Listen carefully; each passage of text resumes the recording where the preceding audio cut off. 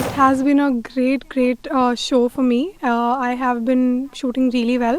These past, I think, 5-6 days have been amazing. I shot really well in all the qualifications. Then the final rounds were also great. So 2 bronzes and 1 4th position. So I think I'm happy for now. I hope कि लोग उनको तब भी support करें जब वो इतना अच्छा नहीं कर रहे हैं, ताकि वो एक्चुअली में मेंटली और स्ट्रॉन्ग होकर आगे आए और जीते medal. I am grateful to have a coach like him and I hope like many people have that kind of support that I do. భారతదేశ జనాభాలో హర్యానా వాటా కేవలం 2%, 2%. కానీ ఇప్పుడు పారిస్లో పర్యటిస్తున్న భారతదేశ ఒలింపిక్ జట్టులు, ఒలింపిక్ కంటింజెంట్లో 21% హర్యానా రాష్ట్రానికి చెందినవారు. ఇప్పుడు ఒలింపిక్స్లో వస్తున్న మెడల్స్లో 30% హర్యానా వాళ్ళకే వస్తున్నాయి. ఇప్పుడు లెజెండరీ, ఇప్పుడు ప్యారిస్ ఒలింపిక్లో మనకు వినబడుతున్న మను హర్యానా రాష్ట్రానికి చెందినవారే. అలాగే లాస్ట్ ఒలింపిక్స్, టోక్యో ఒలింపిక్స్లో గోల్డ్ మెడల్ తెచ్చిన నీరజ్ చోప్రా హర్యానాకు చెందినవారే. సో హర్యానా రాష్ట్రానికి ఉన్నటువంటి ప్రత్యేకతది. మీకు లాస్ట్ టోక్యో ఒలింపిక్స్లో 119 భారత జట్టు సంఖ్య, 119 క్రీడాకారులు వెళ్తే అందులో 31 హర్యానా నుంచి వెళ్ళారు. నియర్లీ 1/4, 31 నుంచి మోర్ దెన్ 1/4 హర్యానా నుంచి వెళ్ళారు. 19 పంజాబ్ నుంచి వెళ్ళారు. ఈసారి ప్యారిస్కి వెళ్ళిన ఒలింపిక్ ఇండియన్ టీంలో 117 ప్లేయర్స్ ఉంటే అందులో 24 హర్యానా నుంచి, 19 పంజాబ్ నుంచి. అంటే నెంబర్ ఆఫ్ ప్లేయర్స్లో హర్యానా టాప్, నెంబర్ ఆఫ్ మెడల్స్లో హర్యానా టాప్. దేశ జనాభాలో ఓన్లీ 2%. భారతదేశంలో 547, 543 లోక్సభ సీట్లుంటే హర్యానాలోనే ఓన్లీ 10 సీట్స్. పోనీ హర్యానాకు భారత ప్రభుత్వం అడ్డగోలుగా నిధులు ఇచ్చింది, అందువల్ల వాళ్ళు టాప్లో ఉన్నారంటే అది కాదు. నేను ఖేలో ఇండియా స్కీమ్లో ఎంత అన్యాయంగా గుజరాత్, మహారాష్ట్రకే నిధులు ఇచ్చారో వివరంగా చెప్పాను. నాకు గుర్తున్నంత వరకు 9 మంది యూపీ నుంచి, 2 గుజరాత్ నుంచి వెళ్తే మోర్ దెన్ 450 crores ఒక్కొక్క రాష్ట్రానికి ఇచ్చారు. గుజరాత్కు, ఉత్తరప్రదేశ్కు 400 to 500 crores ఒక్కొక్కరికి. కానీ హర్యానాకి ఇచ్చింది నెగ్లిజిబుల్, పంజాబ్కి ఇచ్చింది నెగ్లిజిబుల్. మరి నిధులు లేకపోయినా, వారి జనాభాలో చాలా తక్కువ శాతం ఉన్న, ఎందుకని ఇంత బ్రహ్మాండమైన పాత్ర ఇండియా స్పోర్టింగ్లో మనము చూపెడుతున్నారు? ఎందుకంటే మన దేశంలో ఉన్న పాలిటిక్స్ మనకు తెలియదు కాదు. మనం ఒలింపిక్స్ ఎందుకో ఆస్కార్లో చూడలేదా? మన తెలుగు దర్శకుడు రాజమౌళి సృష్టించిన వండర్ అయినటువంటి RRR ఇంటర్నేషనల్గా అనేక అవార్డులు తెచ్చుకొని మన నాటు పాటకు ఏకంగా ఆస్కార్ అవార్డు వచ్చింది. కానీ భారతదేశం తరఫున అఫీషియల్గా ఆస్కార్కి రిప్రజెంట్ చేసిన ఫిలిం RRR కాదు. అందుకే రాజమౌళికి RRRకు బెస్ట్ ఫిలిం అవార్డు వచ్చే అవకాశం లేదు. ఇక్కడ ఇండియా అఫీషియల్గా రిప్రజెంట్ చేసిన ఫిలిం గుజరాతీ సినిమా చెల్లో షో. ఎక్కడ విన్నారా ఈ పేరు చెల్లో షో అని? ఎక్కడన్నా ఆస్కార్ జరుగుతున్న క్రమంలో ఏదో ఒక చోట చిన్న అవార్డో, చిన్న గుర్తింపు, చిన్న అప్రిసియేషనో ఎక్కడన్నా పేరు వినలే చెల్లో షో. నేనేం సినిమా ఎక్స్పర్ట్ కాదు. I'm only talking based on the result. Chhello show ఎక్కడ ఎవడు పట్టించుకోలే. RRR ప్రపంచాన్ని షేక్ చేసింది. కానీ భారతదేశ అఫీషియల్ ఎంట్రీ తెలుగు బిడ్డ రూపొందించిన RRR కాదు, గుజరాతీ ఫిలిమైన చెల్లో షో. అందుకే ఖేలో ఇండియాలో అసలు నెగ్లిజిబుల్ అథ్లెట్స్ను, టీమ్ మెంబర్స్ నెగ్లిజిబుల్ ఉన్న అడ్డగోలుగా నిధులు గుజరాత్కే. హర్యానా 21% ప్లేయర్స్, 30% మెడల్స్, కానీ వాళ్ళకి నిధులు మాత్రం నామమాత్రమే. సో ఇంత వివక్ష జరుగుతున్న మరి హర్యానా ఎందుకు చూపెట్టగలుగుతోంది? సో హర్యానాలో కూడా డబుల్ ఇంజన్ సర్కారే. మళ్ళీ ఇంట్రెస్టింగ్ ఏంటంటే డబుల్ ఇంజన్ సర్కార్ అయినా కూడా గుజరాత్ గుజరాతే, హర్యానా హర్యానే, యూపీ యూపీఏ, హర్యానా హర్యానే. ఎందుకంటే యూపీ 80 లోక్సభ సీట్లు ఉన్నాయి, హర్యానాలో ఎన్ని ఉన్నాయి? 10 కదా.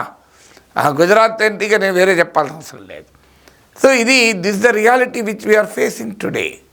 సో మీరు మినిస్ట్రీ క్రీడా మంత్రిత్వ శాఖ లెక్కలు నేను చెప్తున్నా మీకు. సో ఇక మరి హర్యానాలో ఈ పరిస్థితి ఏంటి?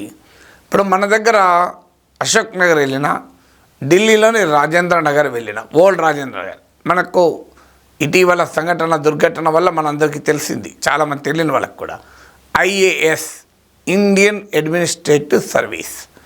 కానీ హర్యానా బిడ్డలు ఏమంటారో తెలుసా? ఏఏఎస్ అంటారు. ఏఎస్ అంటే ఆర్మీ, అగ్రికల్చర్, స్పోర్ట్స్. ఈ 3 బిగ్గెస్ట్ ఆక్యుపేషన్స్ హర్యానాలో. అందుకే ఇటీవల అగ్నివీర్ పైన ప్రతిపక్షం, ముఖ్యంగా కాంగ్రెస్ పార్టీ చేసిన పొలిటికల్ అటాక్ బాగా బీజేపీని కలవరపెట్టింది హర్యానా, యూపీ, రాజస్థాన్లో. కారణం ఏంటంటే అక్కడ ఆర్మీ ఇది very big source of employment. గ్రామానికి వెళ్ళినా మీకు సైన్యంలో ఉన్నవారే కనబడతారు. So army, agriculture, sports. So ఏంటి మొదటి కారణం? హర్యానాలో ఉన్న స్పోర్టింగ్ కల్చర్, క్రీడా సంస్కృతి. మీరు హర్యానాలో అక్కడున్న యూత్ స్కూల్లో అయినా చాలా గుడ్ న్యూట్రిషన్, మంచి పౌష్టికాహారం తీసుకోవాలి, రెగ్యులర్గా ఎక్సర్సైజులు చేయాలి, కాంపిటేటివ్ స్పోర్ట్స్లో పాల్గొనాలి. ఇది ఆ హర్యానాలో ఉన్న ప్రజల్లో స్వభావం, సంస్కృతి. అందుకే గ్రామాలకు వెళ్ళినా మీరు అఖాడాలు ఉంటాయి, ఆడ మల్ల యుద్ధం నేర్చుకుంటుంటారు. సో స్కూళ్ళలో కూడా ఎక్సర్సైజెస్, గ్రౌండ్లో ఎక్సర్సైజ్ చేయకుండా ఉండరు. సో ఒకటి స్పోర్ట్స్ కల్చర్ ముఖ్యమైన కారణం. ఇప్పుడు మన దగ్గర రోడ్ల మీద ఉదయాన్నే వెళ్ళండి, మీకు ఏం కనబడతారు? బీపీ పేషెంట్లు, షుగర్ పేషెంట్లు, హార్ట్ ప్రాబ్లం ఉన్నవాళ్ళు వాకింగ్ చేస్తూ కనబడతారు. ఓల్డ్ ఏజ్ ఉన్నవాళ్ళు, పెళ్ళికి వయసు వచ్చి బరువు తగ్గాల్సిన వాళ్ళు, భారీ స్థూలకాయం ఉన్నవాళ్ళు, కాదంటే కానిస్టేబుల్ ఉద్యోగానికి ప్రిపేర్ అవుతున్నవారు, ఎస్ఐ జాబ్ కొట్టాలని చూస్తున్నవారు. ఇది కల్చర్గా రోడ్డు పైన వెళ్ళి వాకింగ్, రన్నింగ్, జాగింగ్ చేయడం అనేది మన దగ్గర కనబడదు. కానీ హర్యానాలో వీకెండ్ అయితే 3:30 ఎర్లీ మార్నింగ్ లేచి 7 వరకు అనేక మంది అథ్లెట్స్, బాక్సర్లు, రెస్లర్లు, రకరకాల క్రీడాకారులు గ్రామాలు, పొలాలు పట్టుకొని పరిగెడుతూనే ఉంటారట. అది ఒక కల్చర్ లాగా అయిపోయింది అక్కడ. ఇది మొదటి కారణం, స్పోర్టింగ్ కల్చర్. రెండో కారణం వారికి ఉన్న వార్ ట్రెడిషన్. మొఘల్స్తో పోరాడారు, బ్రిటిష్ వారితో పోరాడారు. తర్వాత భారత సైన్యంలో కూడా హర్యానా వాళ్ళు ఎక్కువ. అంటే సైన్యంలో సెలెక్ట్ కావాలంటే వేరే రకమైన టాలెంట్ ఉండాలి, సాఫ్ట్వేర్ ఇంజనీర్ కావాలంటే ఇంకో రకమైన టాలెంట్ ఉండాలి. ఇప్పుడు మన దగ్గర సాఫ్ట్వేర్ ఇంజనీర్లు కావాలని కోరుకున్నంత హర్యానాలో ఆర్మీలో చేరాలని కోరుకుంటారు. సాఫ్ట్వేర్ ఇంజనీర్కి ఉండే ఫిజికల్ ఫిట్నెస్ వేరు, ఆర్మీకి ఉండే ఫిజికల్ ఫిట్నెస్ వేరు. సాఫ్ట్వేర్ ఇంజనీర్కి కూడా ఫిజికల్ ఫిట్నెస్ ఉండాలి. చాలామంది సాఫ్ట్వేర్ ఇంజనీర్లు చాలా గంటల తరబడి కంప్యూటర్ చైర్పై కూర్చొని చాలా అనారోగ్య సమస్యలు ఎదుర్కొంటున్నారు. వీళ్ళు have it on some other day. వాళ్ళ సమస్యలు మామూలుగా లేవు. ఎప్పుడు ఉద్యోగం పోతుందో తెలియదు, ఎప్పుడు బెంచ్ ప్రత్యక్షమవుతుందో తెలియదు, ఎప్పుడు రిసెషన్ వస్తుందో తెలియదు, ఎప్పుడు రిట్రెంచ్మెంట్ అంటారో తెలియదు. రోజు వార్తలు వస్తాయి, ఇంటెల్ వాడు ఇన్ని వేల మందిని తొలగిస్తున్నాడు, వాడు అన్ని వేల మందిని తొలగిస్తున్నాడు అంటే గుండె గాబరా అవుతుంటుంది. కానీ పాపం వాళ్ళ కష్టాలు వాళ్ళు. ఆర్మీకి హర్యానా పిల్లలు ఎందుకు ఎక్కువ కోరుకుంటారంటే స్టేబుల్ ఎంప్లాయ్మెంట్, వాళ్ళు స్పోర్ట్స్ కెరీర్ పర్సూ చేయొచ్చు. అందువల్ల ఆ ఫిజికల్ ఫిట్నెస్ అనేది హర్యానాలో జెనెటిక్గా వచ్చినటువంటి కల్చర్ అంటారు. ఎందుకంటే వీళ్ళు మొఘల్స్తో పోరాడారు, బ్రిటిష్ వారితో పోరాడారు, ఇండియన్ ఆర్మీలో కూడా పోరాడారు. ఇది మరో ముఖ్యమైన కారణం. ఇక థర్డ్ ఫ్యాక్టర్ ఏంటి అంటే ఇక్కడ గ్రీన్ రెవల్యూషన్, హరిత విప్లవం జరిగిన ప్రాంతం పంజాబ్ అండ్ హర్యానా. హర్యానాలో క్రాపింగ్ మీరు చూసినా కూడా చిన్న సన్నకారు రైతులు ఎక్కువ. మన దగ్గర కూడా ఎలాగైతే చిన్న సన్నకారు రైతులు ఎక్కువనో అక్కడ కూడా ఎక్కువ. అందువల్ల వారు పని వాళ్ళని పెట్టుకొని ఇన్వెస్ట్మెంట్ చేసి కాకుండా తమ పొలాల్లో తాము పని చేసుకోవాల్సిన పరిస్థితి ఉంటుంది. ఇది నేను చెప్పడం కాదు, మీకు భివానీ బాక్సింగ్ క్లబ్ అని బీబీసీ అంటారు. ఇది విజేందర్ సింగ్ లాంటి, దినేష్ కుమార్ లాంటి, విజేందర్ సింగ్ పేరైతే మనందరికీ తెలుసు, very popular boxer, so medal winnowing boxer. So Olympian Vijender Singh లాంటి వారు ఈ బీబీసీలోనే ట్రైన్ అయ్యారు, భివానీ బాక్సింగ్ క్లబ్లో. సో ఈ బీబీసీ ఫౌండర్ చెప్తున్నాడు గ్రీన్ రెవల్యూషన్కు ఈ హర్యానాలో క్రీడల కూడా లింక్ ఉంది అని. మామూలు ఒక్క క్రీడ కాదు, ఇప్పుడు మన దగ్గర ఆడితే క్రికెట్ ఒకటే ఆడతారు, ఇంకేది ఆడరు. ఇక మ్యాక్సిమం క్రికెట్ క్రేజీ ఏమైనా ఉంటే స్పోర్ట్స్ క్లబ్లో క్రికెట్.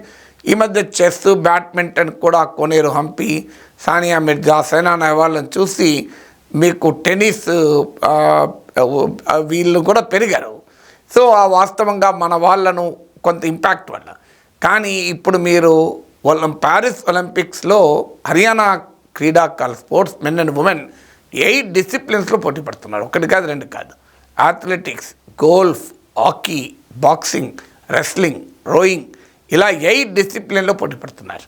సో అందువల్ల హర్యానాలో స్పోర్టింగ్ కల్చర్ ఉండటానికి కారణం ఈ ఫిజికల్ ఫిట్నెస్తో పాటు హై న్యూట్రిషన్. ఎందుకంటే అగ్రికల్చర్లో పొలాల్లో పనిచేయాలంటే శారీరక శ్రమ ఉండాలి, శరీర దారుఢ్యం ఉండాలి. ఫిజికల్ ఫిట్నెస్, ఆర్మీలో పనిచేయాలన్నా ఫిజికల్ ఫిట్నెస్ ఉండాలి. బాగా పంటలు పండుతాయి కనుక వారు హర్యానాలో వాళ్ళ నినాదం ఏంటంటే వారు